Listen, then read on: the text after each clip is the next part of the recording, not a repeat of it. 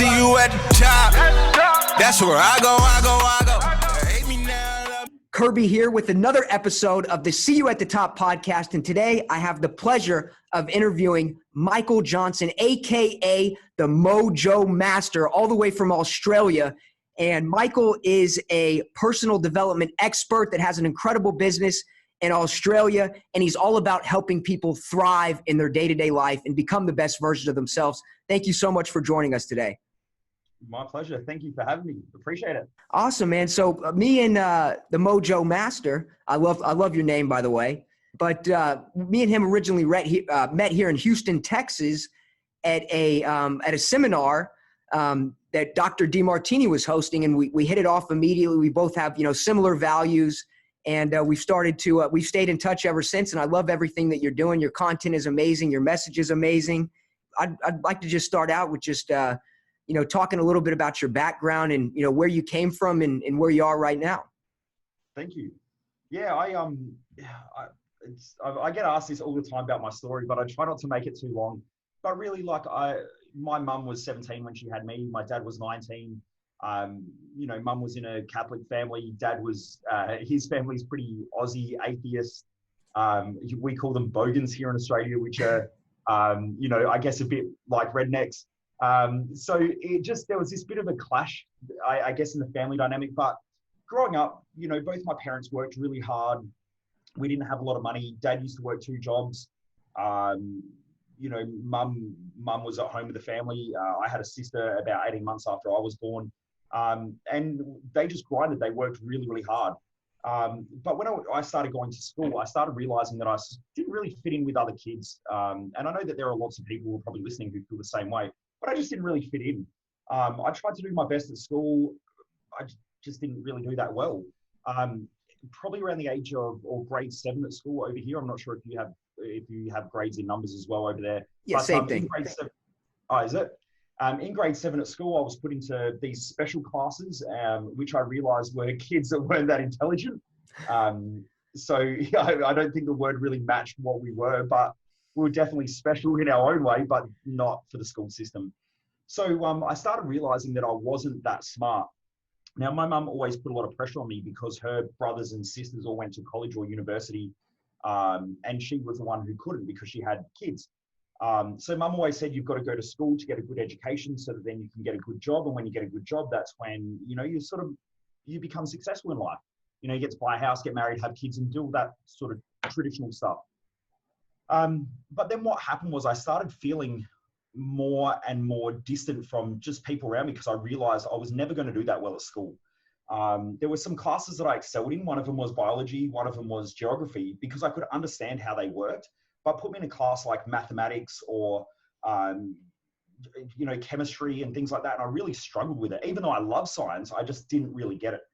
And as a kid, I was always very inquisitive. And my parents also used to hang out with a lot of their friends because they were quite young. So we used to go to parties every weekend. And I would watch how adults behaved. And normally it was under the influence of alcohol. So I got to watch how they interact. And, it was almost like they had these barriers down. And I was just really inquisitive. And what I wanted to know was why did certain people seem successful and why didn't others?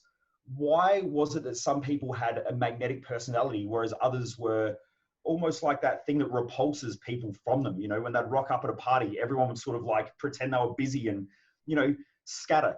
So that was on my mind from a very young age. And I also remember looking up at the stars as a young kid and wondering how the universe worked, how things worked. And I think that inquisitive nature just drove me. So anyway, I got to a point at 15 where I was bullied quite a lot at school because I had bright red hair, I had white pasty skin and freckles. I was overweight as well, so I wasn't the most attractive kid. But I used to get picked on, I'd either get called, one of my nicknames was POV, for poverty, because my parents couldn't afford basketball shoes and stuff. When I would play, they would be like $20 shoes. So I used to get picked on because my parents didn't have a lot of money. And then I'd also get picked on for my red hair and, my freckles and all that sort of stuff. And one day, this kid who just always picked on me, I ended up really badly hurting him and beating him up. And so I was expelled from school.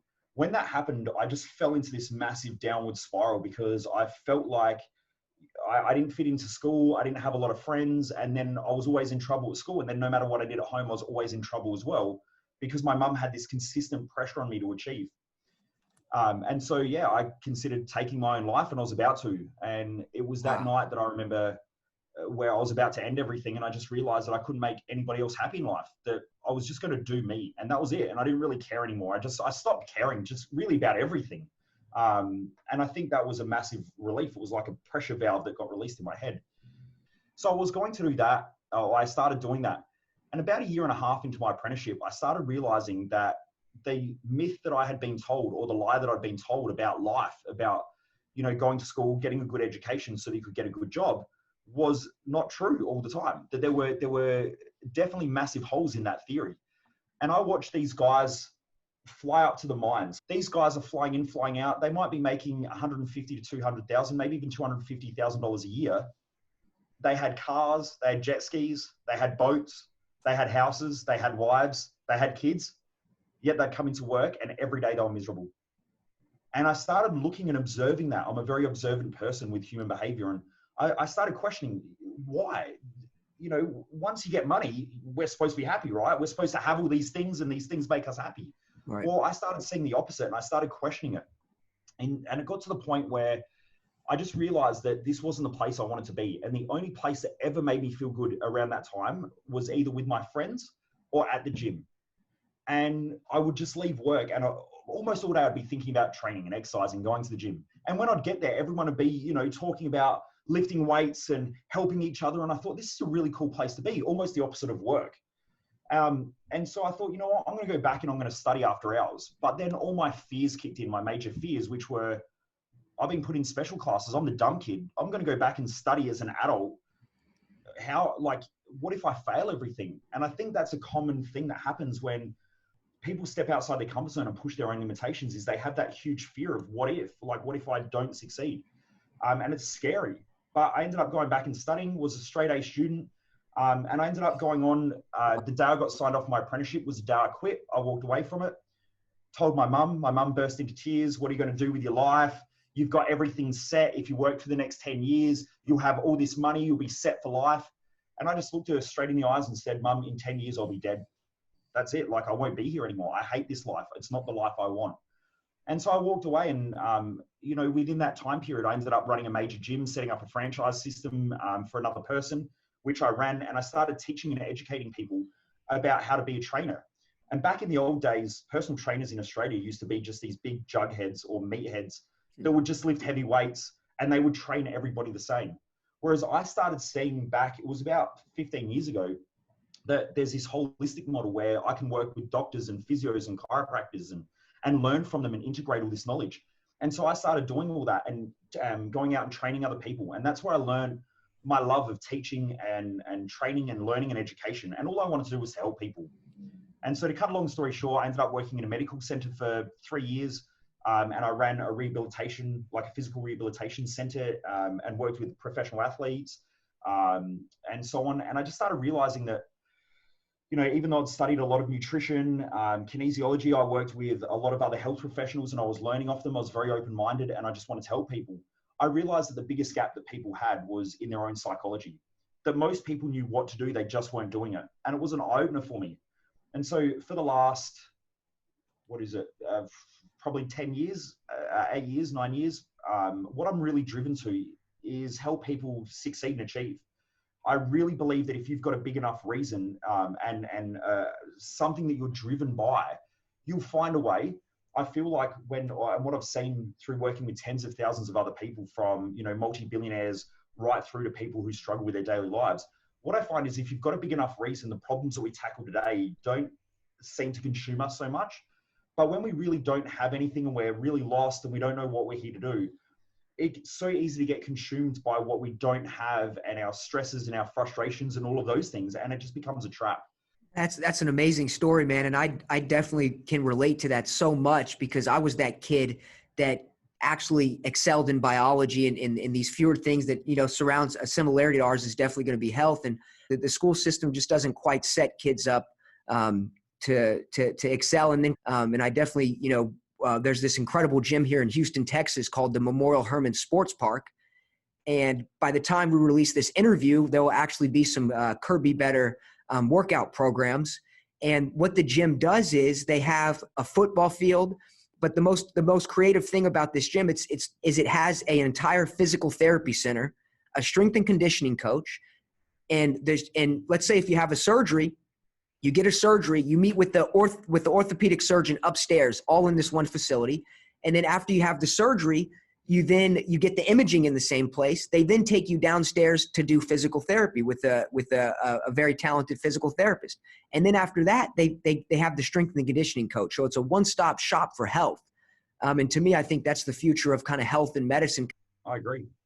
But I can definitely relate to your story. And, hey, it's amazing that we're on our way now for sure. And, everybody has greatness inside of us, and we're trying to show others the same thing. And, speaking of that, Dr. D Martini definitely played a huge fundamental role in my life and my growth over these last 3 years. How did you end up, getting into meeting Dr. D Martini and getting into his work? I was actually speaking in Mexico. So I got asked to come and speak for an events company here in Australia over in Mexico. So there was myself, Dr. D Martini, Dr. Dave Logan, who wrote the book Tribal Leadership, Dan Millman, who wrote Way of the Peaceful Warrior, and then Dr. Joe Dispenza. And so they had us all speaking at this one event. And I guess at the time I was already starting to research and piece together just an idea around balance in our mind, but I didn't really know what I was doing. It was just based on a philosophy of the Yin Yang principle. I'd done a lot of study in Chinese philosophy. And I guess I'd been on a journey. I went from a very scientific mind and very, physically dominated and hated philosophy, which was funny because when I did personal training, I absolutely hated psychology and thought it was pointless. So I went from being this very rigid, I would call myself a jughead, where if I couldn't see it, it didn't exist, and so it didn't matter. And then I started shifting because I just felt like there were a lot of blocks and a lot of locks in my own life that I couldn't get over. And there were things that just didn't work for me. And these cycles kept repeating. So I ended up jumping across and studying a lot of spirituality and philosophy. And, I was putting together this Yin Yang philosophy around how the mind works to create stability. And when I was at the event in Mexico, I was telling John about it. And he said, look, I think you should come and study some of my stuff because I've done all the research and all the science, and I think it will help you. So I'm just a crazy person that when I enjoy doing something, I just dive in head first and just do as much as I possibly can, probably to extremes. So I just pretty much jumped in and started studying everything I could off of John. And so I guess that's how we met, was just through that conversation. And he's been a massive influence on my life. And I 100% agree with you there. I think his work truly is, in this personal development space, the cream of the crop. It's if you listen to what he's saying, it's so simple, but it makes so much sense. And, so many people, kind of, you were talking about that everybody has that why. What that really reminded me of is I just read Simon Sinek's book, Find Your Why. And, that'll transition me into this next question. D Martini talks a whole lot about, your values, but what would you say, your, one of the biggest fundamental theories that has inspired you the most and helped you the most in your career? The idea of Yin and Yang, like it was the Yin and Yang philosophy, which, I originally came across, and I was fascinated by it. At 21, I was diagnosed with chronic fatigue, and the doctor said I would never, ever have the energy of like an ordinary person. And there was this little thing inside my head, and, I won't swear on here, but, there was this little thing that just came out and was like, F you, and I'm not going to accept that. And I've always been that kid as well, who, if someone tells me I can't do something, I want to go and do it anyway. Well, funny enough, though, I've never done drugs or anything like that. So, but there was just part in my head that, I've always had that don't tell me what to do sort of person. And so when the doctor diagnosed me with that, I went, no, that's unacceptable, which then pushed me into a journey of a lot more holistic health and so on, which opened up my mind. But the Yin Yang philosophy really was where I started. And then from there, I guess it progressed. And, then there was John's work as well, which he goes a lot into the brain and how that works, which I've found that absolutely fascinating and really love. Some of the stuff from, the great Hermetic teachings. I think it's been around for thousands of years, that philosophy or that idea, but that's really something that inspires me, is how do I see it easier? How do I incorporate the idea of balance into my life easier? Where am I out of balance within my own life, whether it be health, whether it be my relationship, whether it be my friendship? There's this silly idea of like life balance. And to me, it's just completely ridiculous because you can't have I don't think you can have such a thing as a generalized life balance. The balance in a Formula One car is going to be completely different than a balance in a family car. And it doesn't mean that they're both not balanced in the way that they operate. I guess they're set up and designed that way, but it depends on the design. And really the design is what John teaches, and that comes through our value system. And so my life, if someone else tried to live my life, it would be completely imbalanced. Like I know my mum, her highest value is family. If she tried to live my life, she would go crazy because I just work flat out and I train hard. That's pretty much 95% of my life, right? Hey, when you come to Houston, man, we'll be best friends. We'll hang out we'll work and then we'll go work out, work on work. Yeah. It's like 90% of my life is just research and study, working and, relationships and doing business and stuff like that. Learning and teaching, business, marketing and so on, and then training and exercise. Now, that's most people's nightmare, but there's a small percentage of the world that goes, wow, that's amazing. Now, a small percentage of the world at 7.5 billion people is quite a large, substantial amount of people that are inspired by my lifestyle, but that's not the lifestyle that everyone wants to live. So right. I think we've got to be really careful about that. But I'm always trying to find, like, how do I help people to become more balanced in the dynamics of their own life?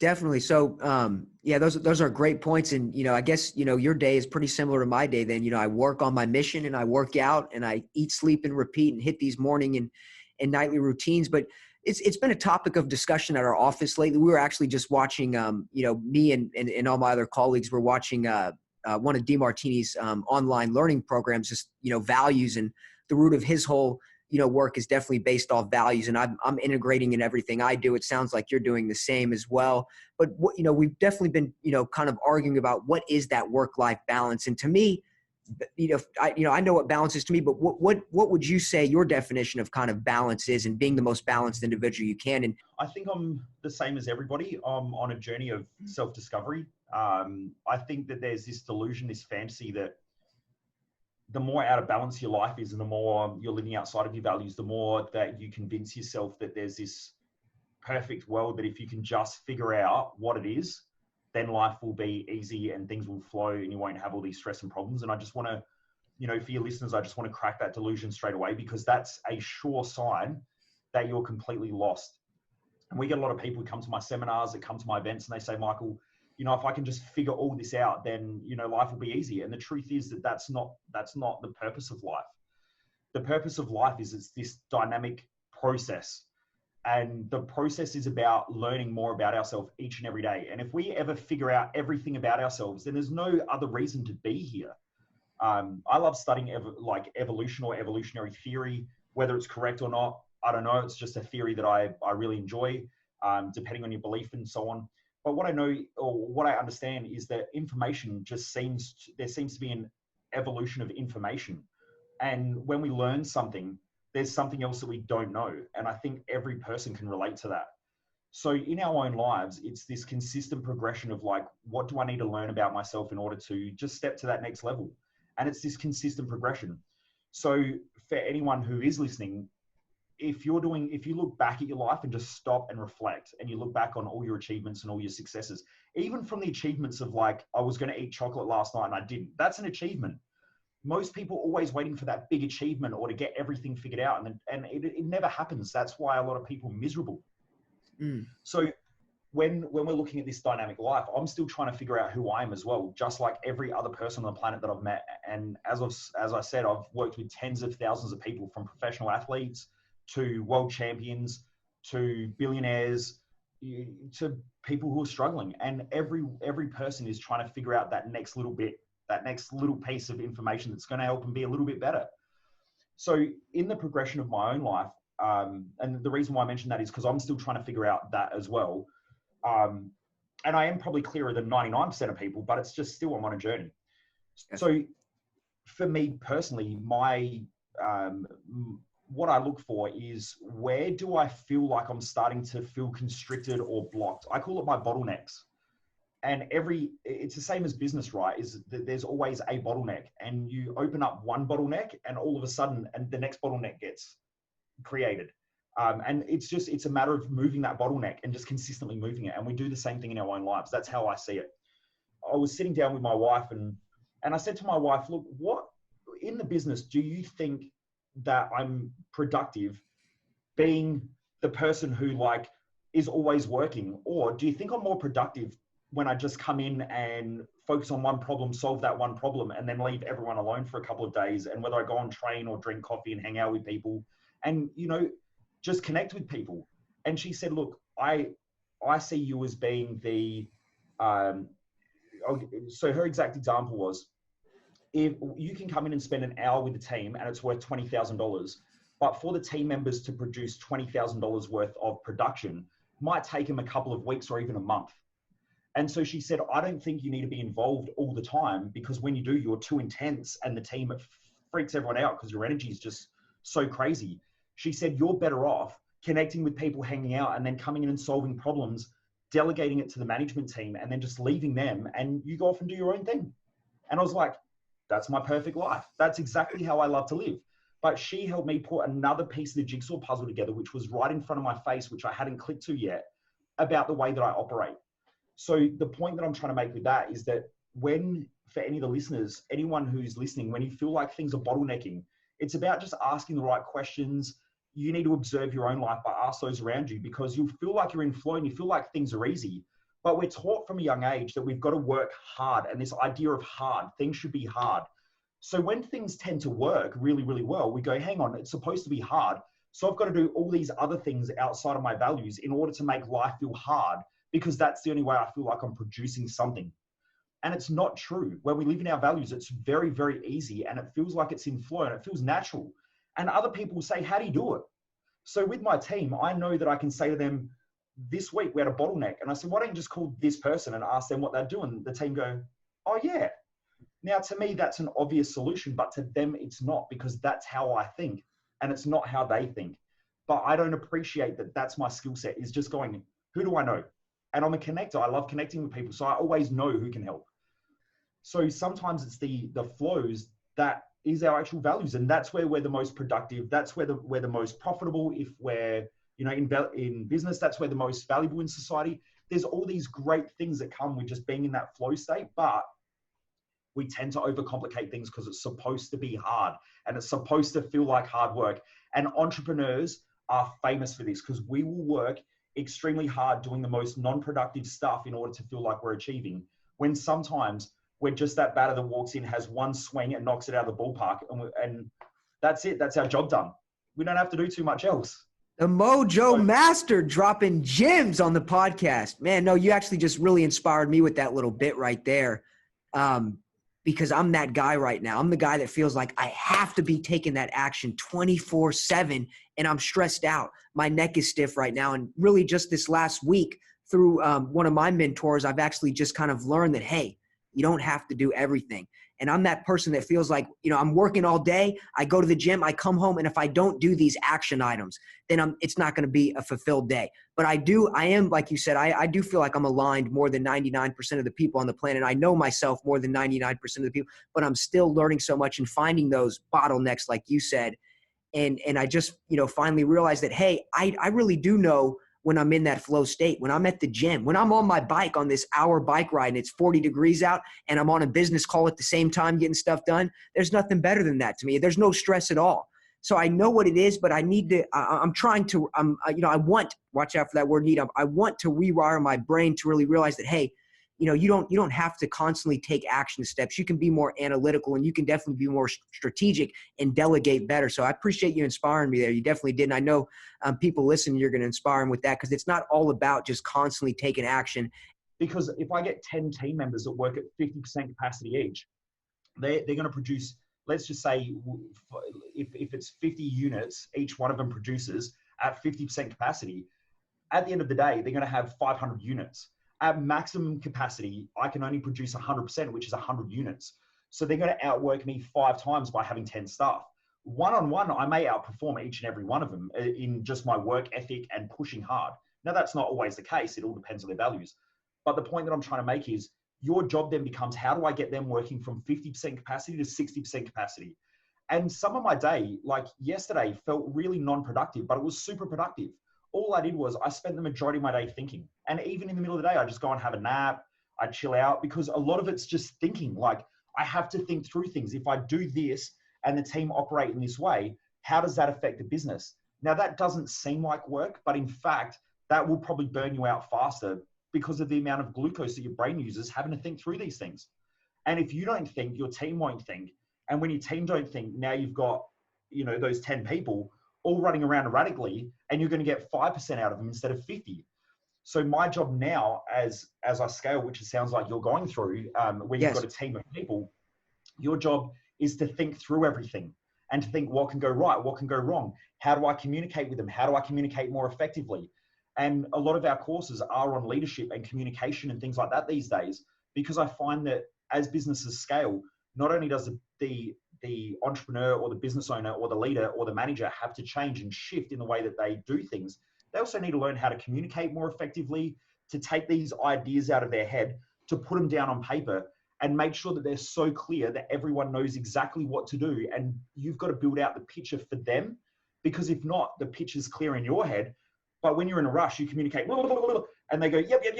And then they run off. And then at the end you go, what the heck happened? It's been like 3 weeks and this is not what I want. But that's your fault, because you didn't stop. You didn't explain it correctly. You didn't communicate effectively. They didn't understand. You didn't confirm it, get a confirmation from them that they're correct, and then let them on their way. Right. And you actually definitely really did, give me, this is exactly what I wanted to hear right now. And I'm working with my mentor this week, and he's kind of said the same thing. It's me and a business partner that are really, really grinding together for the last 2 years straight. And I'm the action guy. He's the analytical guy. So I'm the one that's putting this massive pressure every single day. You got to go, attack. And I'm just now learning, whoa, this can be a whole lot easier. And I have to start thinking more analytically. And everything you said it's a transition that I'm in the heart of right now. I was in that startup phase, and I feel like now it's time to kind of transition and get more into this thinking. And we've had days over these last 3 weeks where it's like all we do is just strategize and talk and work through all these problems. And in my head, it's like this pressure. I'm feeling this pressure, like, guys, we're not getting all this action done. But I get home and I'm like, wow, we got so much done, really, but it wasn't action, if that makes sense. And it's just hearing it from you as well just is confirmation that, it's all in the right direction, and these shifts are happening, but it's all for the better. And what essentially it is it's Mojo's Law is P over R, pressure over resistance. And it's sort of the split of, how photons of lights split from light into, or from a wave into particle and antiparticle. But anyway, what it essentially states is that the pressure in our life is directly proportional to the amount of resistance that we create from being ourselves. So the more that we're ourselves, the less pressure we have, because the less resistance we're creating to be ourselves. So the more, and this is what I find in people's lives, is that the majority of their pressure comes from their resistance to change, to adapt, and to be themselves. Full stop. So every time I get pressure, instead of getting really stressed out and going, why is all this pressure here? I just stop and I go, right, what am I resisting right now that is creating this pressure? Because there's a learning there, there's a lesson there, there's something that I need to learn to grow. And if I don't grow, I'm just going to there's going to be more and more pressure, because the pressure is always trying to push something back to a midline or a center point. So the pressure and the resistance is trying to get me it's pushing me back onto my path. It's just my ignorance is stopping me from doing that. I'm resisting it. So you just mentioned about the pressure in the business, which all business owners go through consistently. It's just a different way of thinking about it. What am I resisting? Or where am I resisting? What's going on here? Where's the growth, and how's this trying to push me back on my path? And it will actually help you out with your values. That's definitely amazing. I'm going to be doing some work on that over the next week, because I've definitely got so clear with the vision this year. I've eliminated 99.9% of distractions. And I feel like this year was about 20/20 vision. I got it. And now the team is here. Now it's time to kind of take a step back and get a little more intelligent and observe a little bit more. But just a few more questions for you, man. Hey, this has been an absolute blast, man. I didn't realize I was going to get so inspired by this. I hope everybody out there listening is getting as much value from this as I am. My last couple questions are, tell me briefly a little bit about Thrive Time, which is your go-to program. Tell me a quick little synopsis of exactly what that is. Yeah, so our Thrive Time event was created after I'd spent about $150,000 on personal development through about a 6 or 7 year period. It was just when I was a mechanic and moving into the transition to personal training. I remember listening to an audio product and it said to me, how to find things you're grateful for. And I couldn't. It took me like probably a couple of weeks, from what I remember, to find the first thing that I was grateful for. And I thought, well, I have legs and I'm walking. I guess I'm grateful for that. And it was like that type of feeling. It was just, I've got legs. I guess I'm grateful. That's how it was. And over a period of time, I kept realizing that the more that I shifted my brain, the better my life was going to turn out. And it did. So I spent all this money on personal development. I'd go to these events, I'd jump around, I'd high five people, I'd be like fist pumping the air and I'd be all energetic. And then a couple of weeks later, I'd just crash and burn. I'm going, why am I unmotivated? What's going on? What's the problem with me? What's happening? I'd have these huge goals like, I wanted to buy a private jet by the age of 30. And, I wanted to be, and I think any person who has these big dreams and big goals thinks like that, right? But I kept going through these stages where I set these huge goals. But at the time, I hadn't even made my first $1 million in our business. Yeah, I wanted to buy private jets and I'm going to be, world famous and I'm going to be standing on stage in front of thousands of people. And so I just set these unrealistic expectations and then I'd beat myself up. I'd feel like crap. I'd get all depressed. And then I'd go to another event or read another book and I'd juice myself back up again. And this one day I just had a massive meltdown. I thought, there's something that I'm missing. There's something going on. I know all this information. I've studied all the NLP courses or, I've done 3 master NLP programs. I've done, all the, lots of different speakers. I won't mention their name, but I did a lot of their work. And I just still kept going through these ruts. And this one day I thought, I need to go figure it out. So I went down to a cafe and I spent 4 days at this same cafe because I wouldn't go. I mean, I went home at nighttime to sleep, but I didn't work. I essentially just sat at the cafe and mapped out what was going on, why it was happening and how I was going to change it. And essentially I came up with this map for my life. And at the time I was a coach and I was working with this guy at the time who was doing about $70 million turnover as a property developer. And he just turned 30. Or just after 30, it might have been 33, 34. Anyway, he came to me and he said, dude, you've completely changed. Like, what's happened? What's going on? I showed him the map and we sat down and we started working through it. And all of a sudden, he just took off. And he's still a very close friend of mine. And I worked with him for a couple of years. He went from doing $72 million turnover at the age of, I think it was like 34. By the age of 30, he has almost $1 billion of developments. So, he excelled massively. And as he started growing, he started telling a lot of his other high net worth friends about what I was doing. And so I developed a really high net worth clientele really, really quickly, just through that work. And eventually it got to the point where I thought, I need to go share this with other people. And it was really about how to build your map for life. And I think, in this country, I ask people, who in here has a financial plan? And most people don't put their hand up. Now, the average Australian spends almost twice their income. So the average Australian lives on credit and lives on, they've mortgaged their house. So the bank owns their house. They live on credit cards. And even though they might have a nice car and everything, they're massively in debt and they're never going to get ahead. So the average person doesn't have a financial plan.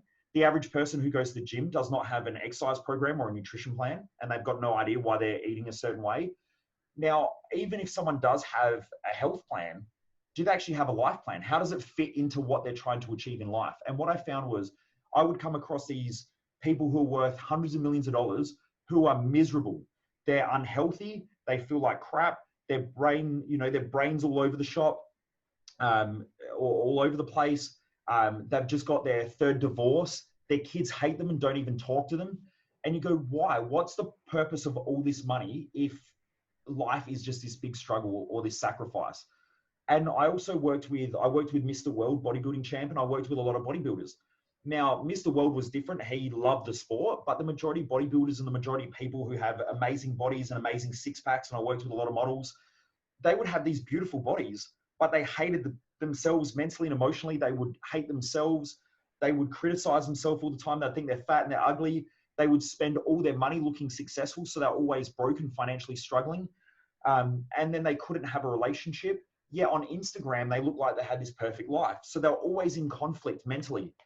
And what I found was that until a person gets really, really clear on their life map, the majority of people are going to have these massive boosts of motivation where they get all excited and want to take over the world. And then they're going to crash and burn where they beat themselves up. They can't rest. They feel guilty. They feel ashamed.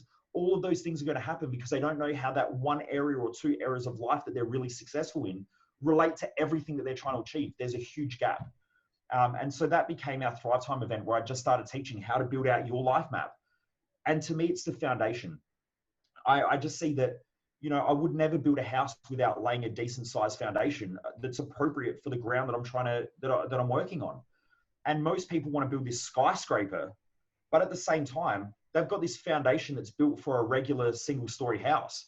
And they wonder why, as they start to build it, they get to a point and everything just collapses and falls apart. And then they rebuild it all again and it collapses and falls apart.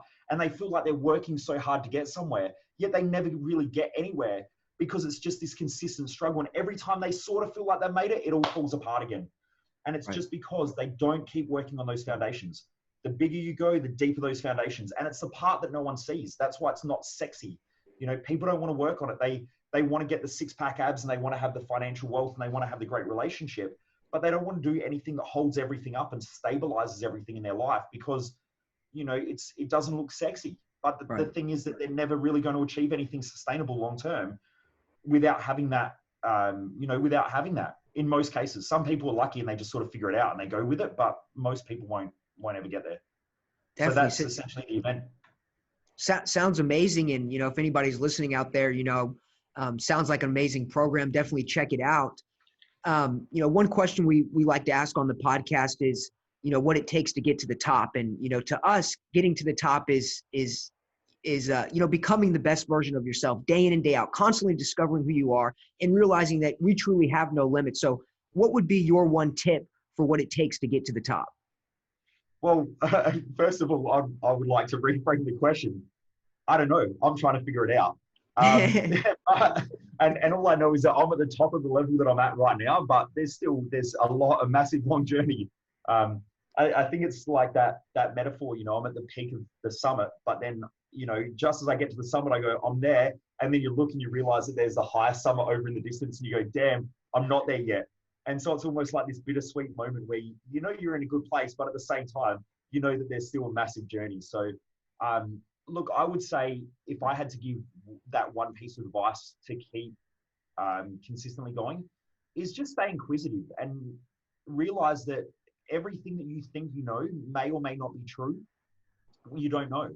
I remember Paul Chek years ago, who's a holistic practitioner who I studied under for a while. He just said, the truth is always what works. Now, if that's true, and the truth is always what works today might not work tomorrow. So the truth may always be changing within our own lives. And so if we're inquisitive, we can just keep going on the journey. I think one of the biggest hindrances is people's lack of adaptability, that they might get to a point where they feel like they're successful, where they've achieved something, but that might mean nothing in 6 months or 2 years. And they might feel completely unsuccessful in a couple of months. So it's just keep an open mind, keep learning, keep growing, surround yourself with great people who believe in the real you and that understand what you're trying to do.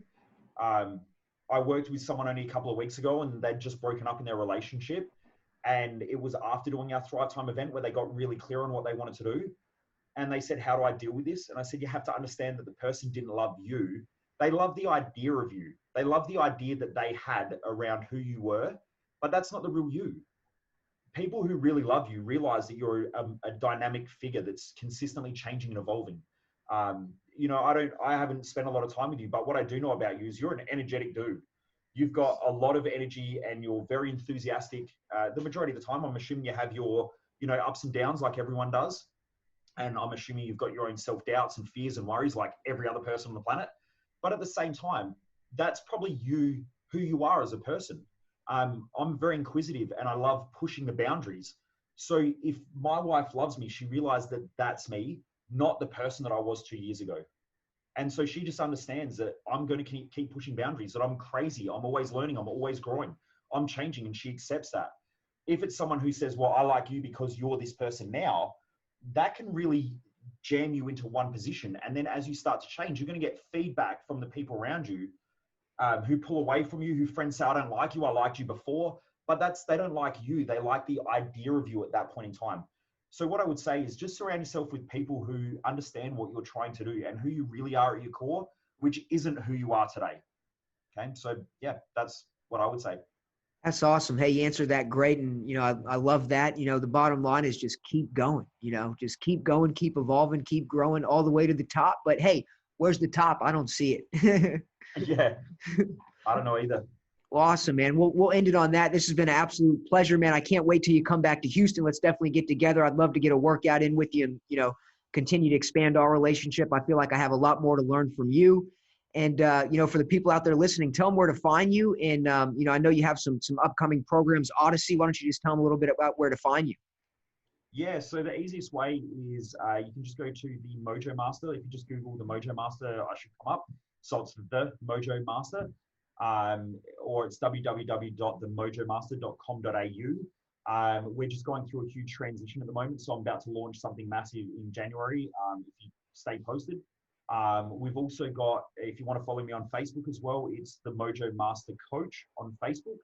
On Instagram, it's Mojo_Master, and I think it's the Mojo Master Coach on TikTok as well. I'm smashing out some TikToks. But yeah, if you Google us, you'll find what we do. But please, anyone listening, just shoot me a message and say hi. Like I love doing these podcasts. I normally do 1 or 2 a week.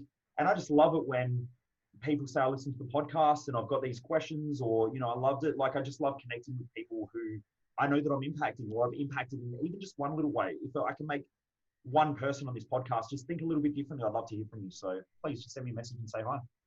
Beautiful, man. It's been an absolute pleasure. Our mission statement here at KirBeBetter is making the world a better place, one person at a time. It all starts with you.